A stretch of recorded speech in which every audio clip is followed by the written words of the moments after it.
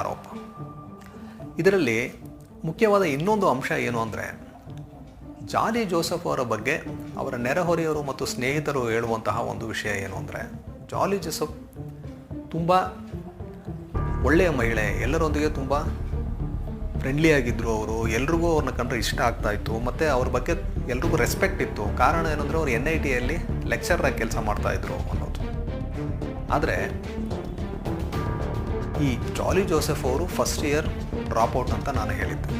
ಹಾಗಿದ್ರೆ ಅವ್ರಿಗೆ NITಯಲ್ಲಿ ಹೇಗೆ ಕೆಲಸ ಸಿಕ್ತು ಅಂತ ನೋಡಿದ್ರೆ, ಜಾಲಿ ಜೋಸೆಫ್ ಮದುವೆ ಆಗಿ ತಾಯಿಗೆ ಬಂದಾಗ ಅಲ್ಲಿರುವಂತಹ ನೆರೆಹೊರೆಯವರು ಮತ್ತು ಸ್ನೇಹಿತರಿಗೆ ಏನೇ ಹೇಳ್ತಾರಂದರೆ, ತಾನು MCOM ಗ್ರ್ಯಾಜುಯೇಟ್, ಅದರಿಂದ ನಾನು NITಯಲ್ಲಿ ಲೆಕ್ಚರಾಗಿ ಕೆಲಸ ಮಾಡ್ತಾಯಿದ್ದೆ ಅಂತ ಹೇಳಿರ್ತಾರೆ. ಅದೇ ರೀತಿ ಅವರು ಪ್ರತಿದಿನ ಹೊರಗಡೆ ಹೋಗಿ ಬರ್ತಾ ಇರ್ತಾರೆ, ಅಂದರೆ ಕೆಲಸಕ್ಕೆ ಹೋಗಿ ಬರ್ತಾ ಇರ್ತಾರೆ.